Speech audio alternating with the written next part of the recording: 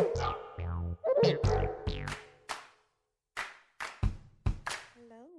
and welcome back to the Earth, Sea, Love podcast. And it brings me great joy, your host, Dr. Cherie Mack, to share this special mini series of episodes created in collaboration with Identity on Time and their Arts Council England funded project, Black Nature in Residence. Identity on Time was set up in 2003 to provide a supportive and encouraging space for global majority creatives in North East England. Identity on Time strives to make the cultural and creative industries more diverse, more inclusive and less exclusive. Since 2003, Identity on Time has successfully raised funding again and again to aid its work in making diversity within the arts, culture and heritage seen, heard, and basically just put it on the map. And since 2019, Identity on Time has led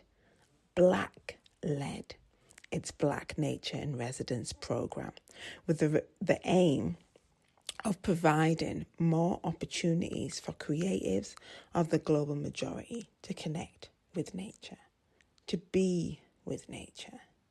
So it makes sense the Earth, Sea, Love podcast should partner with Identity on Time with this program because Earth, Sea, Love, the community interest company, is all about opening up the outdoors to diversity, equity, and inclusion through providing regular and regenerative connection with the countryside on our doorsteps.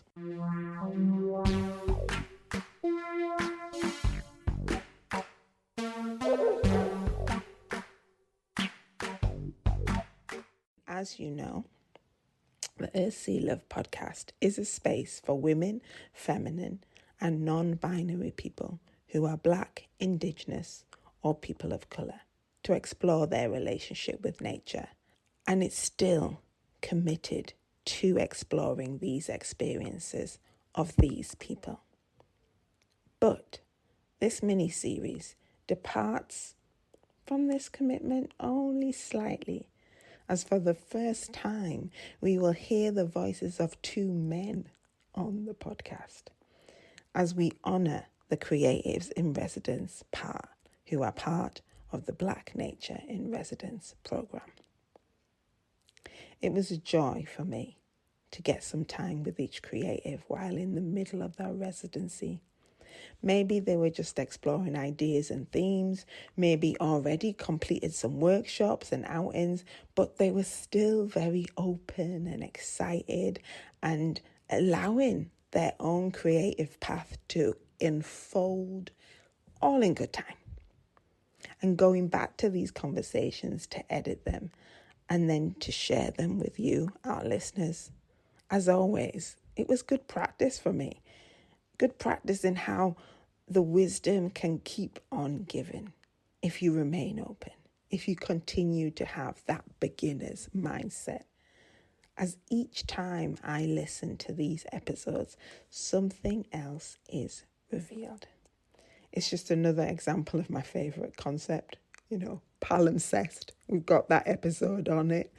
But listening again and again is a way of peeling back the layers and diving deeper and deeper into what is being shared in these conversations.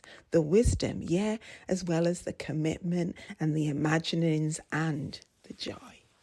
Joy, joy, joy.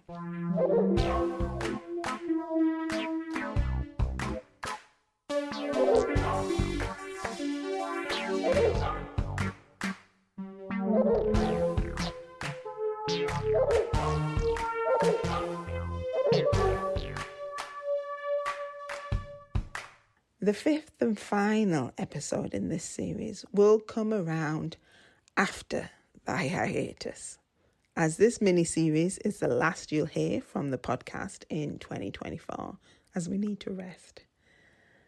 And we are allowing the fifth creative to rest also and get back to themselves. Have the time and space to reflect on the process and then come back to us with even more wisdom and insight. Time. Time is a precious thing. And what these conversations can demonstrate is how we can use other ways and means of marking the journey, marking the process and the progress outside of colonial clock time.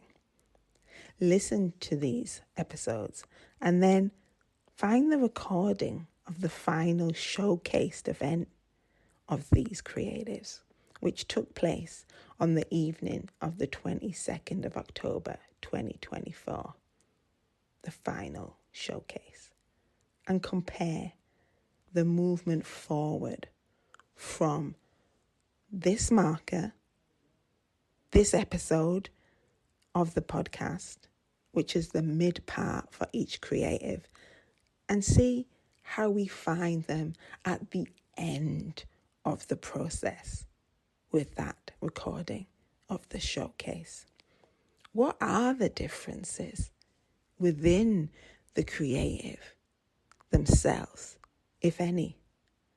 What have been the aha moments, the lasting impressions and growth of having this opportunity to simply be with nature for the creatives?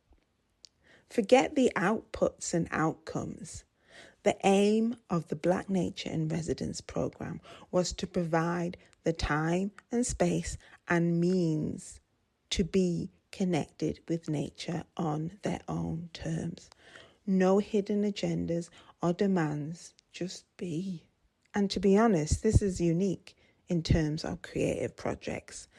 And Identity and Time, with my help and our help here at Earthsea Love, needs to be commended on bringing something different into the world, which is challenging the status quo, is asking those questions about where the value or success lies in such artistic projects.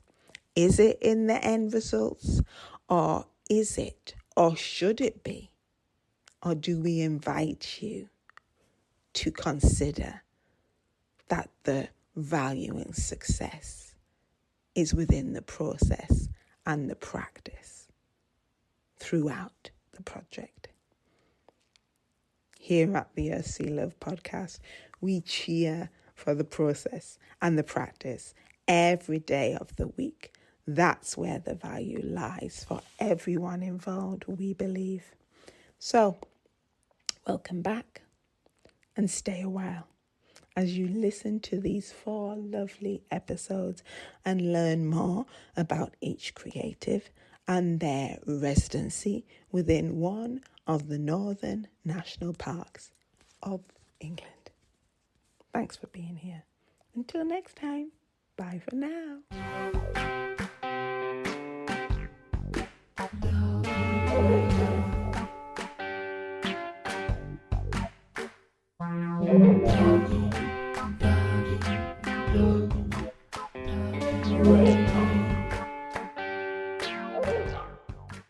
In this episode, I'm talking to Nadia Emam. Nadia is a freelance director of theatre and film, working as an actor, poet, and dramaturg. She has over 10 years' experience as a facilitator in drama and poetry with young people, adults, and communities, working with Sheffield's People's Theatre, Film Festival, and the BFI Network, and the Crucible. Nadia's practice is fueled by kindness, silliness, inspiring creativity, and to nurture and build confidence. In this episode, I'm talking to Nadia about settling into her residency and how things have been going, what has been coming up in her practice after her travels back to Egypt. And we talk about going out, walking into nature, yourself, by yourself and with others, and just reconnecting, going back well, as I've said, to Egypt, but also going back to the places of childhood on the Scarborough coast. And we also look at how Nadia's practice is developing through this residency, moving away from words maybe into filmmaking and imagery, cameras, images. Anyhow, here we have this episode with Nadia. Enjoy.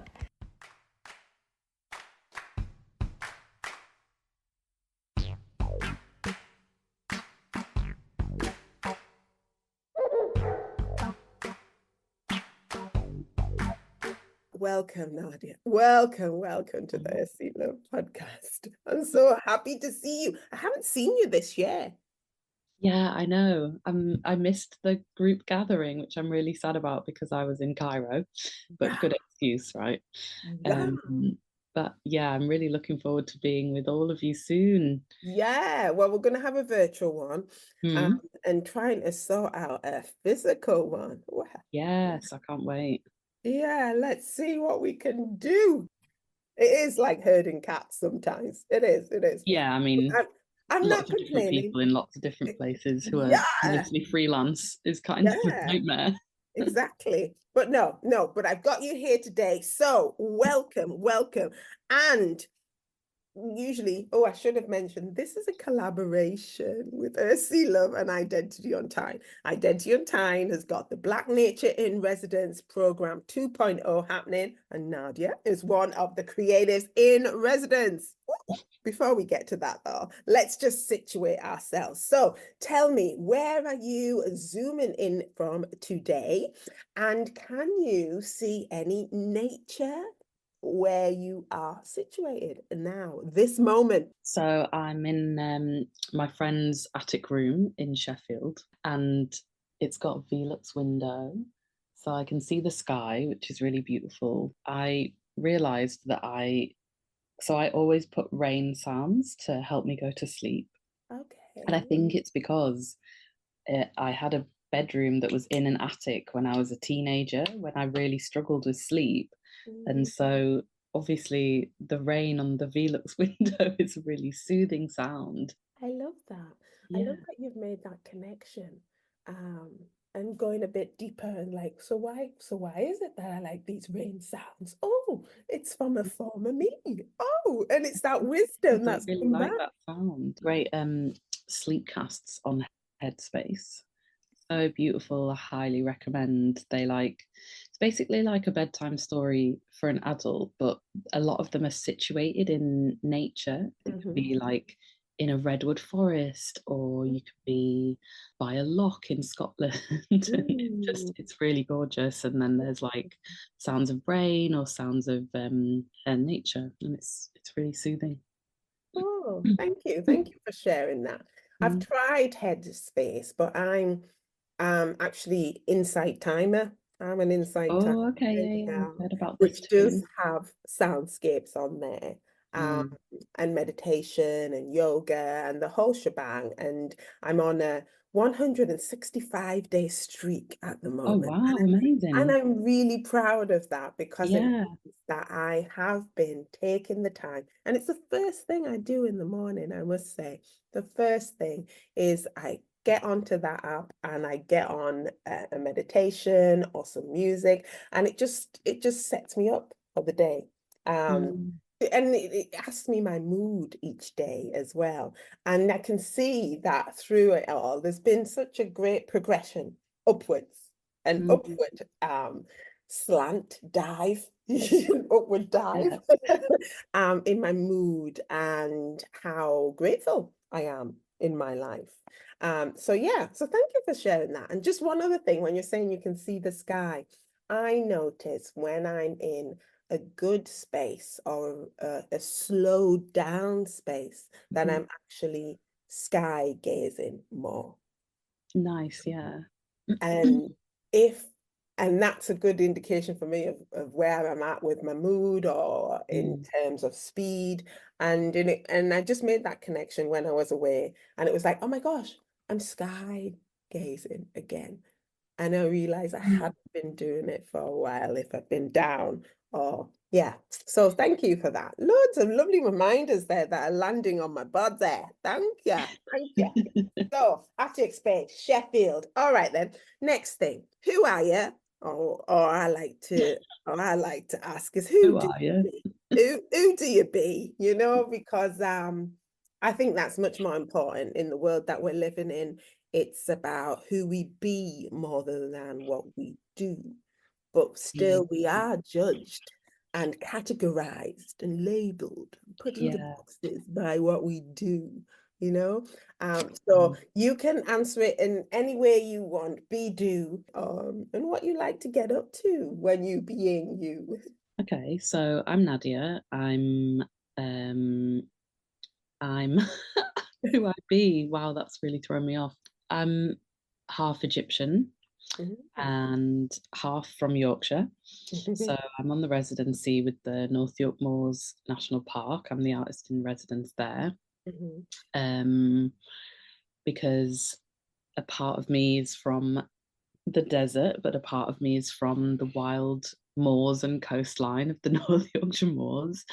I am a theatre maker and a poet and a writer. But I have a really strong connection to nature. I feel like it's a big part of my life, my identity. It's something that really soothes me, and I love being around it. I love being in it. I mean, nature is us and everywhere, so it feels a bit weird to like separate it from us. But I think sometimes it does feel like there's like life and the busyness and work and the city, and then there's this other space where you can be free and like escape all of that. So yeah, that's when I talk about being nature, that's what I think of and what I feel. And I love to do that. And yeah, it gives me life. Lovely, thank you. So how did you become or get into this space of writer, poet, theatre Mm. maker? Have you always been creative, or was this just a light bulb moment later on? I've always been creative. I would write a lot as a kid, but then somewhere along the way, I got distracted and maybe didn't feel very confident about it. But I found a real strong love of nature and I went to study geology and like earth science. But I dropped out. I dropped out because my mental health was in tatters. And and then I found a youth theatre in Scarborough, and that was really, really fun. And I made some great friends there who I still am really good friends with today. And I was kind of like, wow, I feel like I'm kind of back on the path that I was going on in the first place. And then I went to drama school, but at 24, so it took me a long time to find that path. Longer than my peers, I'd say, because everyone goes to uni at 18. But that's okay. It was my journey. And from yeah, I think I thought I wanted to be an actor because quite often your first like people's first like insight to theatre is acting and performing. But I found that I really loved like the devising creative side of it. A few years after I graduated, I found a course with Regional Theatre Young Directors Scheme that was like a free introduction to directing, and it was a week long, and it was for people from the global majority. And I shit you not, if they hadn't have put that, I don't think I would have gone because I wouldn't have thought I was allowed or it was for me. But because they did, I thought, oh, maybe this is something that I could try.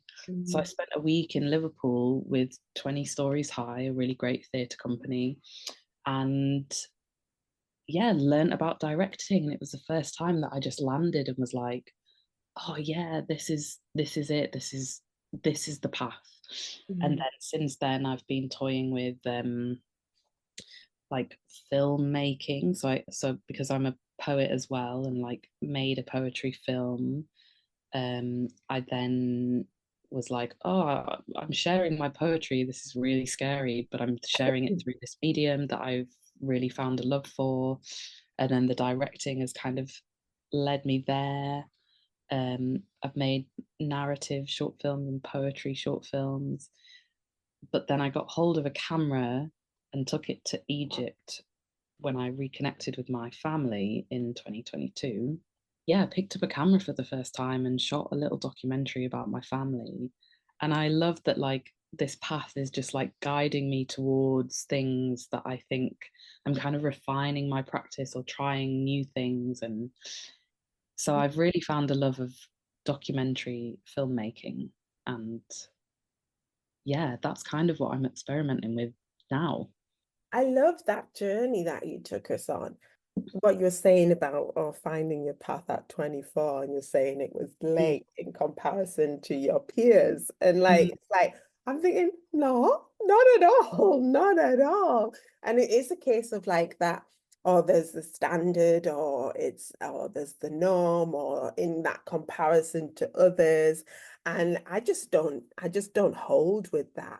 You know, maybe it's because I'm an older chick here, but it's a case of like, I'm not into these age numbers or years or that time. I'm not even going to go into colonial time when we talk about it. I do think that we all have wisdom, no matter what age we are at. And we all have those life experiences that add to that wisdom. So I believe no matter whatever your age are, you are on this journey, and it seems to me that you're on this healing journey. That was with Definitely. creativity's in there, and also nature's in there. And it's that journey. I feel it's getting back home. And that's, for me, home is ourselves, our body, our internal compass, wisdom, intuition, getting back to that point, because we've been so disconnected from it. And we come into the world hall, and then we mess around with other people and the shit in society, and we get disconnected, and we spend the rest of our and I don't want to say time, but we spend the rest of our days, no, time, I get away from it, but we spend our practices Nice name. getting back there. Yeah, cool. So we just finished there where you are saying documentary films, what you're exploring now. So let's talk about your residency. How's it been going? You know, let's have a little fucking little history of how's it been going. You know, it's not going as I expected because I've had some life shit to deal with, and that's kind of really thrown me off kilter. So it hasn't been the sort of like nice, serene, I'm getting to, you know, be in nature more all the time. What it has been is like a saving grace for me to be like, oh, I can take this day, just go and sit amongst the cherry blossoms and it's allowed me to give myself time in between the chaos that is normal life. And actually that's a really good practice to take forwards, because on the residency or not, that's what I can do in my life in the future. So it has taught me a lot. And I went to Whitby for a few days a few weeks ago, stayed in the youth hostel, and just had a really lovely little few days on my own, and was by the sea, which is just because I grew up by the sea, like it's so healing for me to be around. And it was really like a big reset, actually. I so needed it, and it was great. And I'm really glad I carved out that time. And like, I like went to this little restaurant, and people were like, "What are you doing here on your own?" And I was like, "Oh, well, I'm romancing myself." And the guy was like, "Oh, I wish I could do that," and then just went to sit with his wife. But I really enjoyed spending time on my own. Something like that is something I guess I always thought that I had to do with other people, but it was just, it was such a joy. I read my book, I took a train and went to Danby, which is where like the National Parks office is, and had a really nice meeting with them in person about some workshops that I'm going to do in the future. Watch this space. But yeah, and I've been taking a little camera out on days where like the weather's kind of nice, and I've always kind of wanted to document spring. In the lockdowns, I felt like I really noticed like the blossoms coming and the buds appearing. And this year I felt I was on the bus and I went past a magnolia tree and I was like, shit, I'm missing them. Because it would always be a little pilgrimage to see some magnolias every year, because they only they only bloom for like a week or two. And this year I was really like, shit, life's so busy again, I'm not noticing as much. So yeah, so I've made some time to go and find some magnolias and cherry blossoms and buds and just take a walk and filming it. And I don't know what it's going to be, but it's like helping me use a camera, which I didn't really know how to do, even though I shot this documentary. It was kind of a year and a half ago and I didn't know what I was doing. But now it's quite nice to just experiment without the thought of an end product, which yeah is very hard within creativity, to just play and learn, which has just been it feels like it's very indulgent, but it should be normal. But that's it. I mean, we mentioned Insight Timer, and today I was just started this new course about supercharge your creativity. And it's with Darius, who's got a lovely voice. But he was talking today about creativity and the essence of creativity. And the essence of creativity is not the end product, the output, the outcome, but it's actually, and you've mentioned it about it's about being in relationship with creativity. And it's about like, almost as if you're dating, and you're saying about romancing yourself. And that reminds me of like, I see it as taking my muse out on a date. It's a case of like, let's go play together. And I'm treating creativity to these sensual experiences through my senses, I'll light a candle, I'll put on some of my best perfume. I'm not saving it for going out with somebody. I'm saving it for when I'm hooking up with my creativity, my muse, and I've got things around me that feel soft. So I might have some blankets, I might put on some silk myself, and it is. And that is the whole process and practice of creativity. It is having that relationship and like, how are you treating them? Are you giving them this time and space to be with you? Or are you just neglecting them, And it seems to me that what you've just been describing is that you've been given your creativity some time and space to be with you and to see what happens, and like no pressure. And you said experiment and play.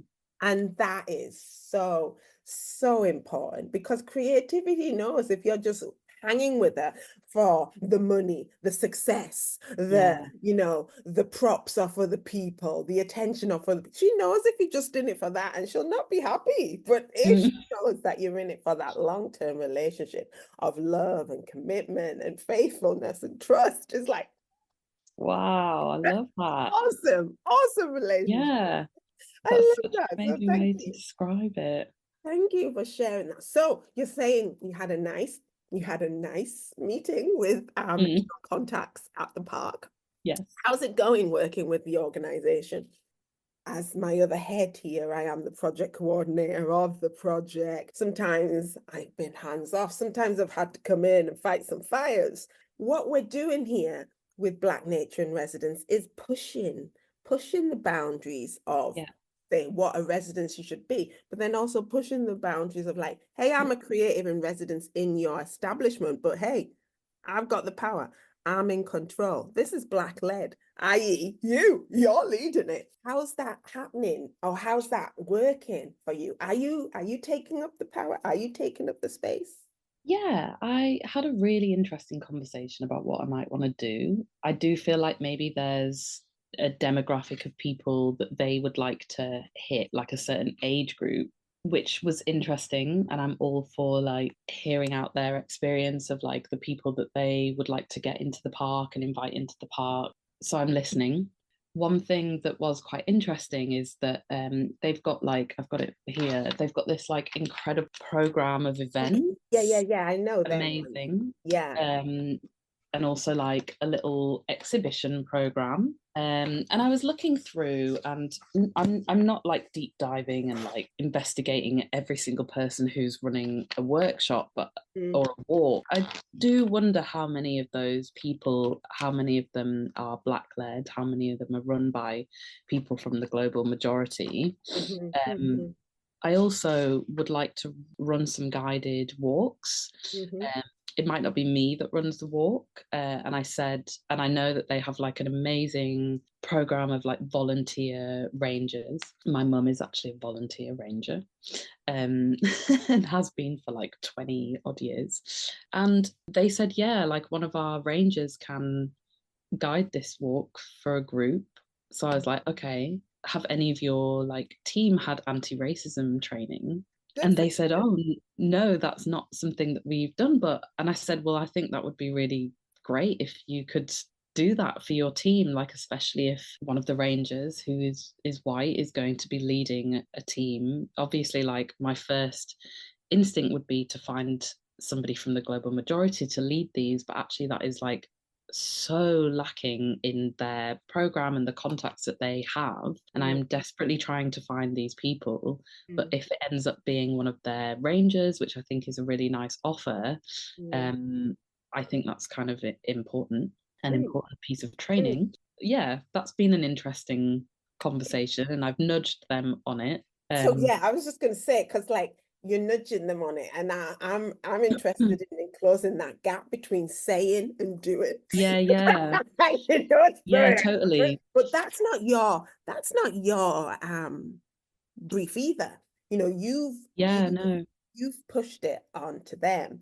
And then, okay, then, so what I say, and then, you know, and this isn't something, I mean, this is going to be included in this podcast, but I'm going to say, like, you know, send an email and copy me in as the project coordinator and say, I'm just keeping Cherie in the loop of the developments of the project. And then I can come in and have a conversation and talk and also offer pointers, because I know up here, we've got our lowland expedition leaders who are qualified to run walks. But okay, this is up here. I know certain groups that are in the Yorkshire area, the Peak District area, etc., who might be up for supporting us on this. And I can reach out to them if that helps you, who are people of the global majority. I forgot. Yeah, I mean, that would be great. Yeah, because I was just recently on an HAT Enterprise Auto program as a mentor, and it was mentoring people that were coming through their business course who were setting up all these businesses outdoors for people of the global majority. You know, we had skiers, we had people who were making hubs so people could connect, we had hikers, we had trekkers, you know, so there is, you know, a new generation coming through who are setting up businesses, who are wanting to engage, not just with their community, but then also the mainstream and get their seal of approval, let's just say, basically to use their resources. So I can look into that. I'm going to make a note. Thank you. Yeah, because I would also like to find people that then could be in this like amazing program of events that they've got. Like, I want to see some people from the global majority. Look at this list. Like, there's a lot of stuff going on, and I really want to, that to be a collaboration for them. It's not just that. It's not just we're coming at it from, okay, the people of the global majority tip, but also if we think about disabilities, about access there, and also sexuality and gender. Let's see how many people on that program are ticking those other boxes, and they're visibly showing that this is a park that's welcome and open to all.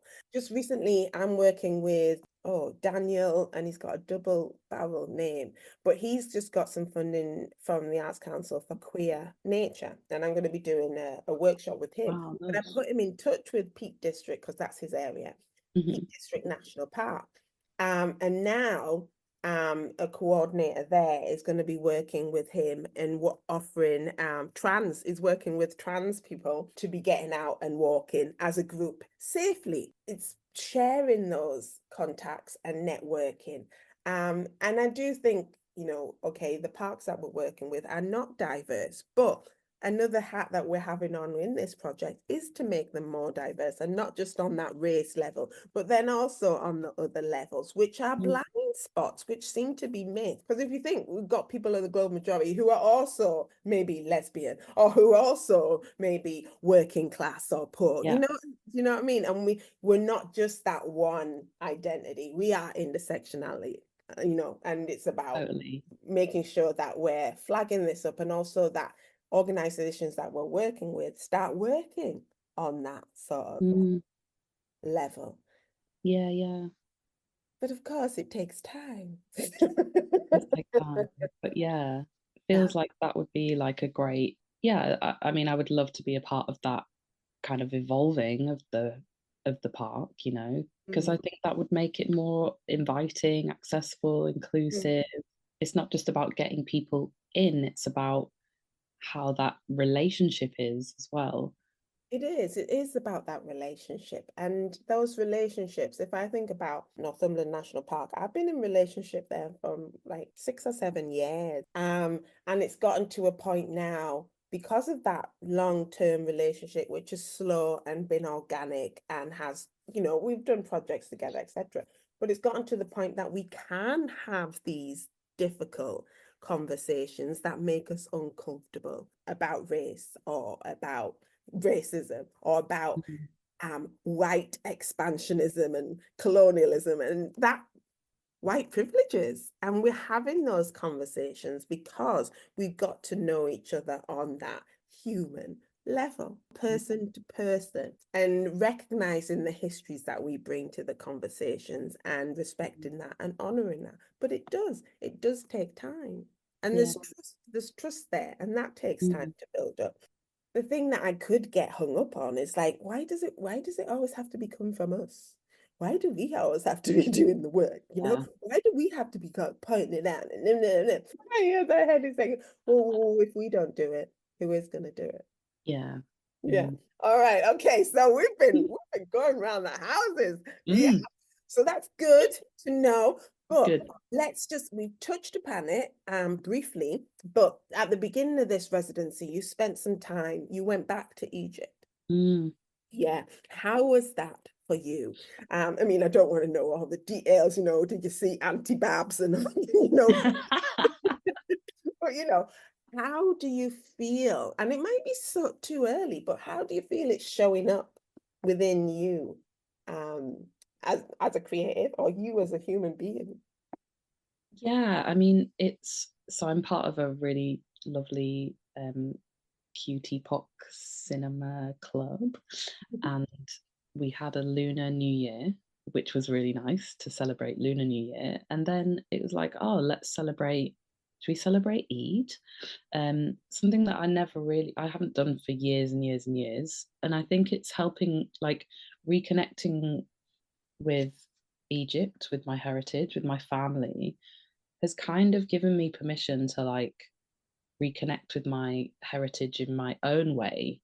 So we had this queer Eid party, and so many people hadn't, like me, celebrated Eid for a long time. We all brought dishes, like a potluck from our culture or something that we wanted to share, and we had a DJ and we danced like to Arabic music of our early years. But that's what it's kind of allowing me to do. It's helped me, because with that distance that gets bigger as the days go by from the date that I landed back in the UK, and the memories kind of fade a little, it's helping me. So finding community with other people from the global majority who have connections to other places in the world that are not in the West has been like so healing. And it's kind of like a family away from my family in Egypt. We share a lot of similarities. we share food together, which has just been so beautiful. I got back, it was Ramadan as well, which I also gave Ramadan a go for the first time in a long time. And that was, so it's kind of just reminding me like, yeah, this is me, but I can do it in my own way. That's beautiful and sounds very empowering. It really is, yeah. And I think like a lot of like wanting to be on this residency was like, oh, I've recently had this like huge reconnection with the Arabic Egyptian part of me, but actually, like I said, like my heritage, I grew up on the North Yorkshire moors, so like that's a part of me, and now I'm going back like as a grown up, rediscovering this landscape, finding those memories of me like running around as a kid, and me and my brother spent a lot of time there. Some people would be like, "Are you on holiday?" Oh God, I get that now. Like, wow, yeah. Because I live at the sea, Yeah. Wow. Enjoying your holiday. It's just like, what? Oh God. Now Have a good response. Well, the different responses I've had are an indication of where I am with myself. Okay, yeah. Where I Yeah, am with myself. I feel yeah. But now, at that point now, like if anyone was to ask me now, it is a case of like, why are you asking me that? I'm putting it back onto them now. Yeah. The older I get, it isn't the older I get, it's the more reading I do that I realize I'm not alone. I'm not alone in my rebellious spirit. I am not alone on wanting to be outside of this crippling, racist, colonialist system.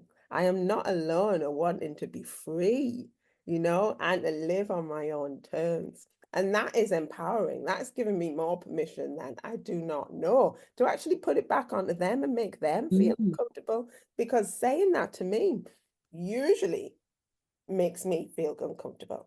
And I think the message, isn't it, is like, well, you don't belong here. So what are you doing here? Yeah. The message is in there. And I just want to think, well, no, I'm putting it back. Why are you asking me? Yeah. And then if they can't come back with an answer, because what would they come back with an answer with? Would they actually say, because you got a black face, I'm asking you? No, they wouldn't, would they? But I'm giving them the opportunity to have that conversation. Yeah, question themselves. Yeah, exactly. And many, many moons ago, I would just laughed and went, no, I live here. Yeah. A little mistake you've done there, but now it's just like, I can do it with a smile as well. Yeah. Why are you asking me that? But yeah, that's the way I'm feeling more and more. And it is because the blinkers has been off. Yeah. That whatever was being pumped into my blood to dupe me has been ripped out. And it's the case I'm just breathing my own air, which is coming from within. But then also it is a case of like wanting to change the community that I'm in as well, to get more people's eyes open. Yeah, but also like saying like, well, we belong here too, We all belong here. We all already belong here because we all are Nate, and that's who I belong with. And you mentioned that from the beginning about making it separate. And for a while, I was going around calling it the natural world. Yeah.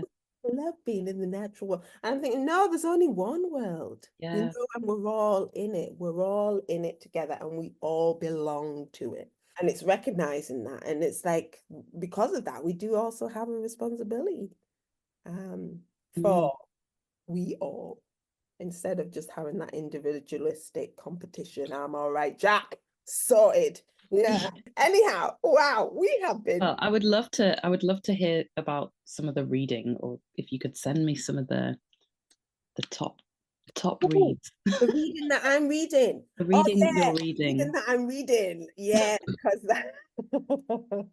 we've got to thank, first of all, we've got to thank Dal Kula. Shout out to Dal. Yeah, hey Dal. Because it was her that first gave me some vocab, creative fugitivity. And that took me on a spiraling journey that I'm still on, with Fred Morton and Sadia Hartman. But yeah, I'll send you some reading. At the moment, I'm reading this nice little thick book about decolonizing therapy. That's what I'm reading. Oh, I think I've seen that book. Oh my gosh. I mean, one thing that gets me, books, especially books by Black women, theory, academic, pushing the boundaries, cost the earth, cost the earth. You can get these cheap crap books by white men, right? Oh yeah, give me something that is pushing against the system, and you've got to pay the earth, right? So, but then I was thinking, this is the reading that I want to be reading, because it feeds my soul, it empowers me, it gives me more of more tools in my toolkit, you know, to be coming out and fighting the system. So yeah, so that's what I'm reading at the moment. And it all comes back to that wound. We all have that original wound, which is colonialism. It's colonialism. Everything comes back to it, and nobody is addressing it, because all the problems that we're facing is down to the individual. It's our fault. We must take that, and we must heal ourselves individualistically. And it isn't the case. It isn't the case. So yeah, I'll write that down. We've talked about your connection to nature very eloquently. I love that you're out there checking out the magnolias and the blossom, because it is. They're not here for long, 2 weeks. They're not, yeah. So let's just wind it up by thinking, you've mentioned you're going to do some workshops. You've mentioned that you're wanting to get them to diversify their ranges. You're filming, you're collecting. So come the end of this residency, which is happening in September, when hopefully we have a major fanfare and disruption of the National Conference of National Parks. What do you see beyond? Can you look beyond this residency? Okay, it might be, you know, what you've got planned or what you think of doing, but how do you think you might have morphed a little bit? I mean, it doesn't feel far off, but I really hope that I've been able to form or start to build some kind of community of people, found some people who are in the national park who are curious and creative like me, and they get to meet each other, and I hope there's a kind of legacy in that. I hope that I think the learning from this will be that I make more time to slow down, to integrate it into daily life. That I feel like initially, I think my residency, I wanted to do a lot of writing, and I haven't quite got there. But this camera has been quite a nice way to just play. I think with writing, I always feel bad about it. I always feel like, oh, I should be doing this, should be that. There's got to be a finished product. But with this camera, there's kind of just something new and exciting, and I don't have any of that. So maybe that will move into writing, where writing can just be a playful, experimental practice. I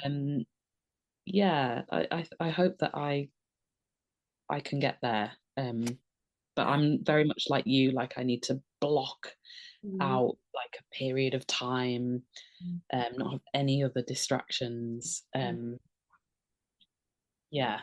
So. Oh, I'm hearing you. What I've been doing recently, even though I've been blocking out that time, I've also been getting rid of that word should. Yeah, it's such a bad word. It paralyzes me. Yeah. It paralyzes me and makes me look at myself without grace and empathy and love. Yeah. You know, it just throws up my lack, and I don't want to be. I want to be in the abundance. Yeah, I want to be in the abundance. Yeah. So what I do now is like I invite myself. Oh, I love that. And And I'm developing rituals which give back to me in themselves, never mind what comes out of them. And so I've told you about my meditation ritual, but the other one is like, I've got this little desk where I am now in the corner of my room, which was used for clothes, junk, everything was that desk. And then I just cleared it one day. And then I says, right, tomorrow morning, I'm going to get to my desk and I'm just going to allow myself to play with some paints and some images and some words and see what happens. And I've been doing that for every morning. And it's just so lovely because I can work on the feelings that I might have inside that might come out in a color or an image or just one word. Stuff. But it's a case of like, I'm doing it now because of the feelings that it generates in me, or tidies up or puts a spotlight on, rather than if I make anything beautiful or anything that I'm going to share with anyone. It's for me. It's for me in my corner of my room, you know? And it's a case of like, that was an invitation. And that feels so much better with invitations than shoulds and putting on. Oh, I really love that about So, changing language. yeah. Oh my gosh. Oh, you are absolutely bossing morning, by the way. Meditation, bit of writing. Oh, Yeah. But there's days when, there's days when it's not happening, and there's days when it's like, yeah. oh, but I allow myself that. It's Yeah. okay. It's okay, Cherie. It's Mhm. okay. I have to be my biggest cheerleader and also my biggest, sympathizer. Yeah, Who totally. else is gonna? Mm. This time has been good. It's been good to check in with you. But Yeah. this is what I say for the Earth Sea Love podcast. For me, it's a conversation one-on-one. And then we just happen to share it with, 1,000 other people. I do this for selfish reasons because I get so much out of talking to people, finding out more about them and connecting, because that's what it's about. It's about connecting. It's about connecting to ourselves, each other, and obviously nature. So it's been awesome. Awesome. Is there anything that we haven't covered that you'd like to include? Do you want to drop any info in that you're doing apart from this residency? Is there anything you want to share? No pressure. No, I am actually very excited to go to Dal's workshop that she's doing with Peaks of Colour. It's a writing in nature workshop on the 8th of June. Glad that you've plugged Dal there again. Yeah, I'm really excited, but it feels like a big part of like my learning as well, because I'm going to be doing my workshops eventually, and my workshops are going to be like writing in nature, because that's sharing my practice with other people. And so Yeah. Oh, that's yeah, good. Oh, that's I'm good that excited. you're like connecting that way as well. I love that. I love that. Alrighty. So hopefully we're going to meet in the flesh. Yes, hope so. Yeah, I'm going to start circulating some dates for that. So thank you so much for giving up your time and speaking to me today. Thanks for having me. And Okay. thanks for the reminder that, because I always like, when I do workshops, I'm always like, creativity is not just an end product, it's just for you, it's nourishment. And then I need to just take my own advice. So you've reminded me about that. You got it. You've got all the wisdom and answers inside you. You just needed someone to remind you and pull it out. Yeah. Thank you. Alrighty.